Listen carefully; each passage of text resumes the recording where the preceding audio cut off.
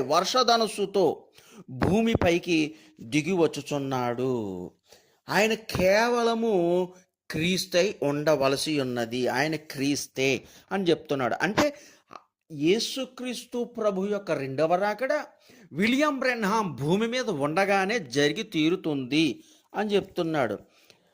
మూడవ ముద్రలో కనుక చూస్తే ఆయన రాకడ వారు అనుకొనిన దానికి వ్యతిరేకముగా ఆయన వచ్చును. అయితే ఆయన వాక్యం ప్రకారంగా వచ్చాడు. వారు అనుకొనని రీతిగా వచ్చాడు కాబట్టి వారు ఆయనను గుర్తుపట్టలేకపోతూ ఉన్నారు. అంటే భూమి మీద యేసుక్రీస్తు ప్రభు వచ్చినప్పుడు భూమి మీద విలియం బ్రెన్హాం ఉన్నాడు. విలియం బ్రెన్హాం ఉంటేనే ఉండగానే ప్రభు అయిన యేసుక్రీస్తు వచ్చాడు. హల్లెలూయా. 1933